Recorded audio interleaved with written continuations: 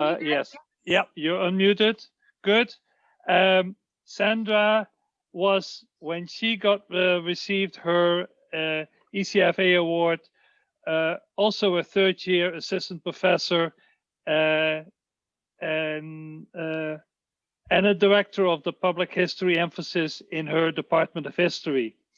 She was invited for an 2019 October Western History Association in Vegas to talk about what she's going to be talking about, fighting in our Barrio's existence. Community controlled regeneration in El Paso, Texas. It was then said to become a chapter in her book In Progress. So we're very looking forward to what became of this project, and maybe it's even influenced by COVID problems in El Paso that we heard on the news about. So, Sandra, I'm going to put the spotlight on you, and you can share your screen, and you can go ahead.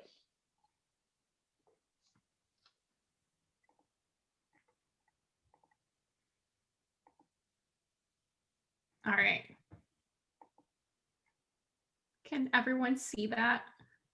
Yes. Perfect. And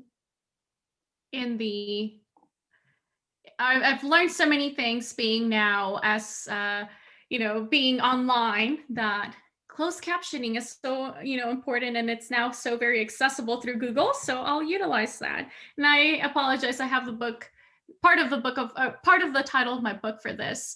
As Dr. Waterberg mentioned, I utilized the funds for from the Early Career Faculty Award to travel to Las Vegas for the Western History Association, where I presented a portion of my book, as well as met with editors and met with other Latinx urban historians to brainstorm as an informal meeting for an edited volume on Latino urbanism, which we will be convening for a symposium of presented works in December 2020. We had intended to do so this last November, but obviously COVID has thrown a wrench in our plans as for the rest of the world. So I wanted to share with you kind of an overview of my book, which was what the award enabled me to get really great feedback for my book at this particular crucial point of my career.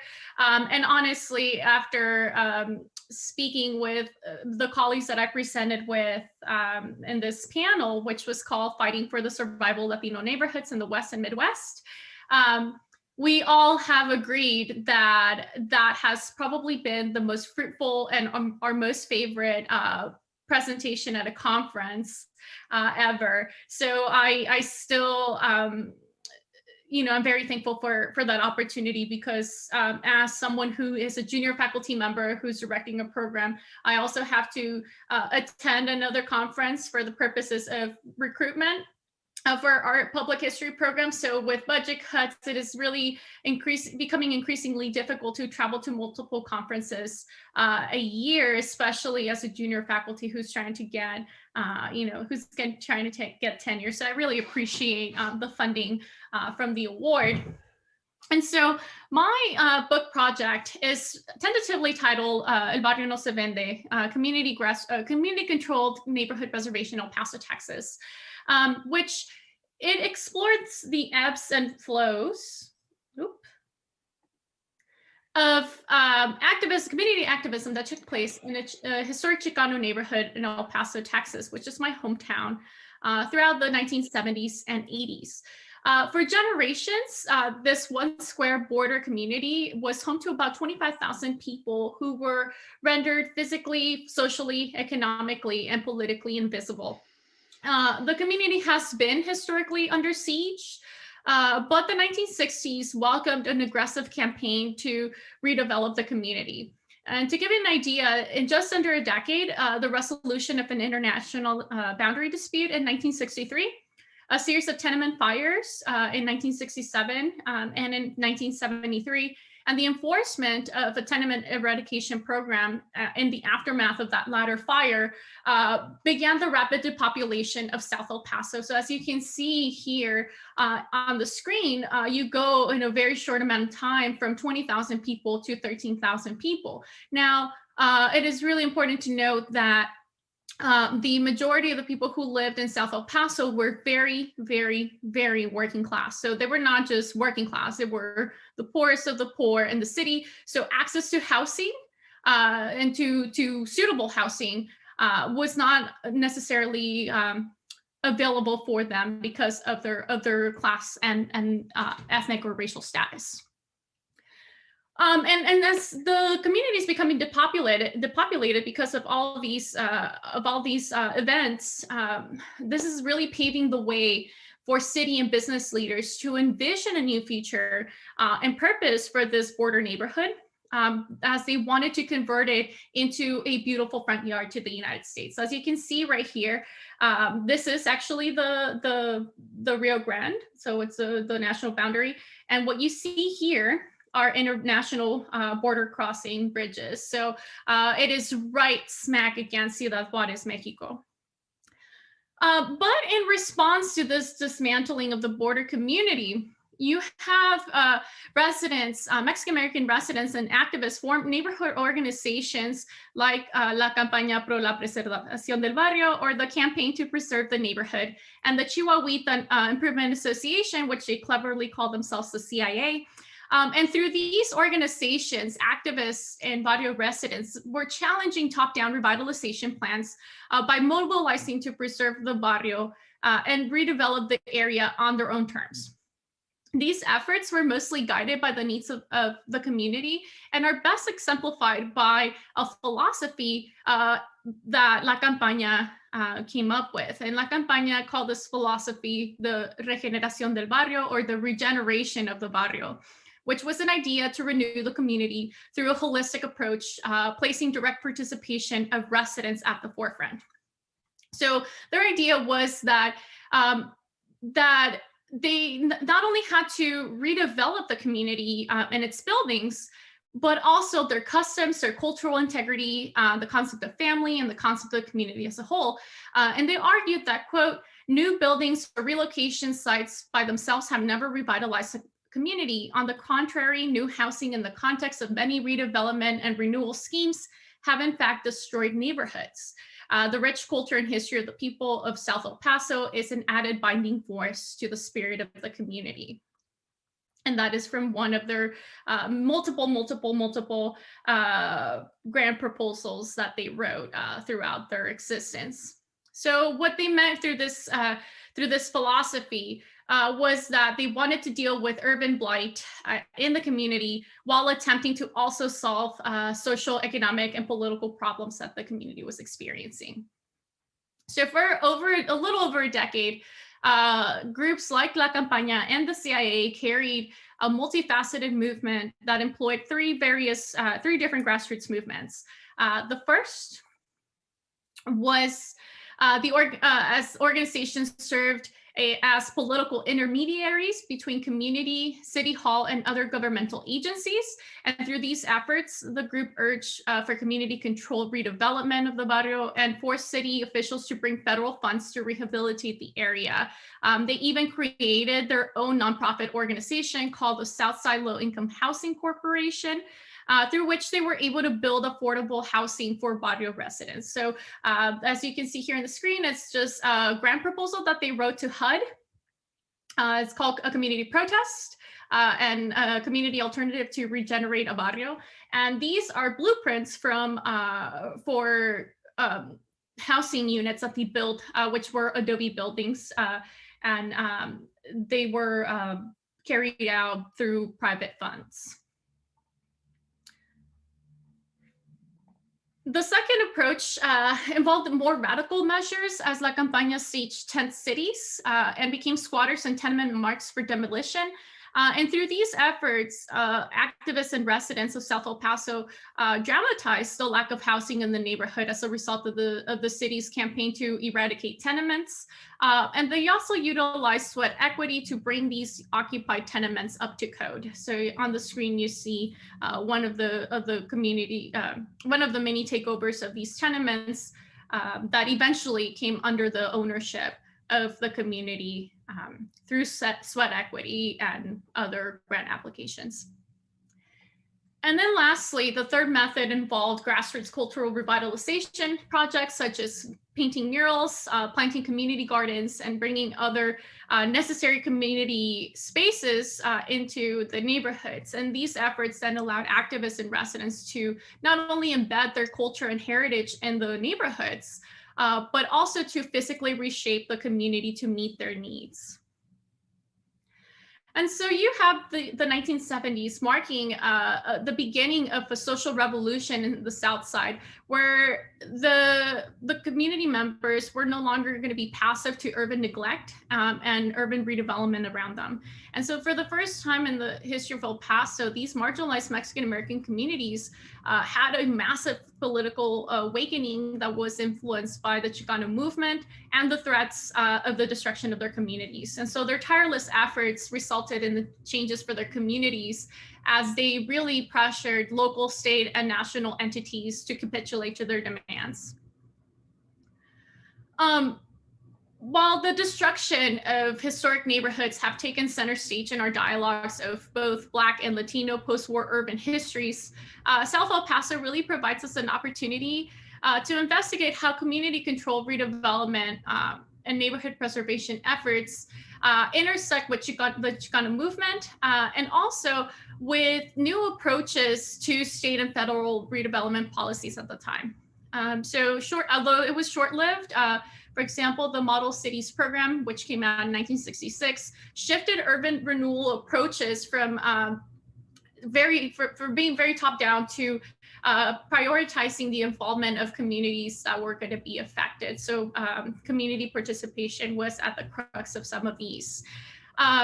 Model cities would later then influence other HUD policies like the Community Development Block Grant, which came out in 1974, and the Urban Development Action Grant in 1977.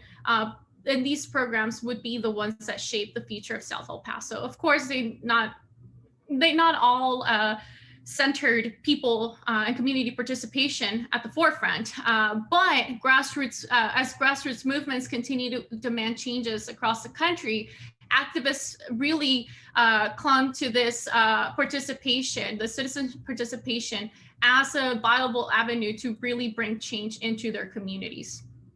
And so in South El Paso, Mexican Americans found a political voice by engaging in this urban policies and also understanding that this would not alone bring change. And so they had to negotiate and challenge and kind of come up with their own alternative plans in order to bring their own visions of preservation into fruition. Many may see these grassroots efforts as a very micro-local story and only achieving minimum victories. But I really hope that my book can challenge us to think about movements and activism beyond the narratives of victories, of failure, and demise. And even though we cannot quantify or physically see how these movements empowered communities or how these developed a sense of pride, these really did bring change in many instances. In South El Paso, these neighborhood residents were able to bring actual housing units into the community, which had not been done since the 1930s, late 1930s and 40s into the community. Their tireless efforts also gave residents a political voice and a stronger sense of pride and ownership of their community. But most importantly, the groups were able to keep the community from the bulldozer at a very critical time and moment. And without their political organizing, their educational campaigns, their squatter efforts, and their work to culturally regenerate the community from within, South El Paso would have been long gone today. And just to conclude, at a time when gentrification and revitalization efforts of urban course, across the United States are highly contested topics. I think that understanding movements from the past is very timely. So as a historian, I always want to say that, you know, my work is timely, but I do hope that my book historicizes urban revitalization and that it sheds light on how ordinary citizen participation and redevelopment plans can bring change. And so exploring the history of South El Paso and these community control urban activists, urban preservation efforts in the 70s and 80s, I hope that it illuminates how Mexican-American community envisioned, contested, and negotiated urban renewal. And I hope that they also provide a picture of how their efforts and their battles provide examples of self-determination, what it means to do bottom-up community revitalization, and what that can help and how that can help us in our lessons in our present environment. And yeah, so I hope that, you know, that my book does, you know, this and leaves us with important lessons from the past, but also to remind us that the legacy of these grassroots efforts and activist episodes oftentimes remain marginalized and erased from our histories. I've had to do a lot of oral histories to piece together these stories, but the legacy of these efforts still remain in the present, not only in the housing units that these activists brought into the communities or the murals, right? But also in the strength and unity and the history of these barrios. And so this has been time and time again utilized to bring together communities to fight for the survival of their neighborhoods. Thank you. Okay, Sandra, thank you very much. That was very interesting. I see lots and lots of people clapping. You can unmute yourself and ask your questions from Sandra. Please, Ed, I see you.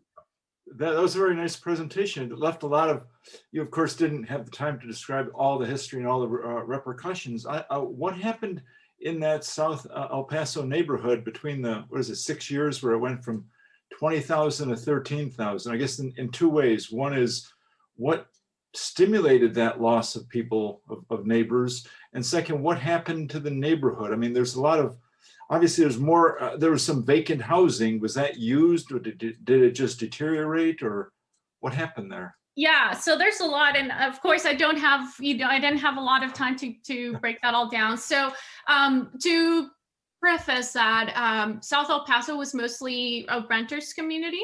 So there was not a lot of home ownership in the area.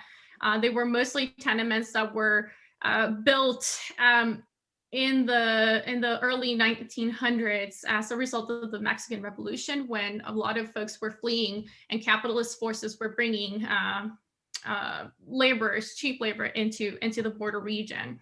And so as more and more people were immigrating at the beginning of the 20th century, these tenement buildings were kind of hastily made and popped up. So they were never necessarily up to code to begin with.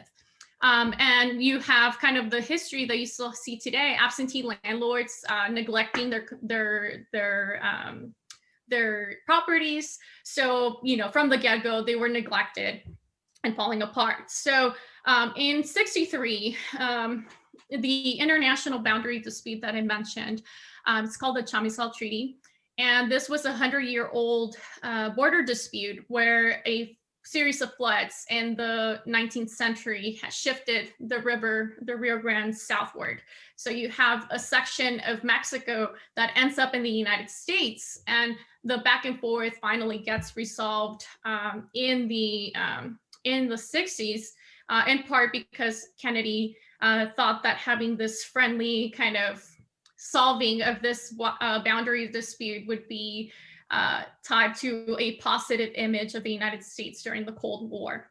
So you have about 600 acres of El Paso that they get returned to Mexico, and it's part of that's part of South El Paso. So this became this treaty, and I talk about it in my book a little more, becomes kind of the catalyst to completely reshape. Like finally you have, you know, an opportunity to have a clean slate for portions of South El Paso, which was really expensive to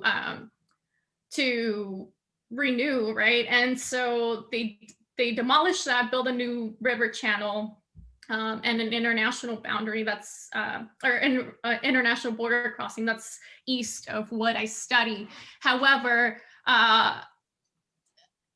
land prices in El Paso are really expensive. So whenever the tenement eradication program is in place a decade later, they just demolish the tenements because it's the cheapest way to go. So you have a lot of empty lots and you have a community that can't find housing. So that's what really spurs the movement. Sorry, that was a really long explanation, but I feel like as a historian, you always have to give the context. Okay, Stephen, a remark from or a question from Texas. Yeah, hi. Okay, so you studied the 70s and 80s, and this was a time of urban renewal programs and so on, which you touched on. And since a lot of the residents there were tenants and these buildings are upgraded, was there a process where their residents was protected, or were they forced out to relocate to other parts of El Paso and then be replaced by, say, higher income residents? Yeah, so El Paso is really interesting because you really don't have the newer kind of like the process of gentrification happen. Most of it was commercialization, but you didn't have upper kind of, you know, middle and upper classes coming into the neighborhood until just about right now in the late like 19 teens and into presently. So a lot of people were forced out to into other areas of the city, but because there was a massive lack of housing, oftentimes the city was forced. I mean, the tenement eradication program comes to a halt because there's nowhere to house these people, right? So you're like, what are we going to do with them? And that's where the movement starts to gain momentum. So you do have the activism that happens in this time. They do bring more public housing to the area, but the activists themselves also kind of create their own housing kind of public program type of thing. It's not a lot, but what happens is that even with all of the momentum and with bringing more housing units, the city has to, in a way, ignore and turn a bad eye to what is happening, because there's just absolutely no way that they can house all of the people that are going to lose their homes because of this lack of housing and because of wages and how low income these folks were. Okay, thank you. Okay, looking for people that have unmuted themselves. I see no more questions, apparently. Sandra, thank you very much for your presentation. And I hope that both Chris and your presentation, I can put those online as an incentive to some of your younger colleagues to compete for travel and collaboration money in this cycle for ECFA. Thank you very much. Thank you.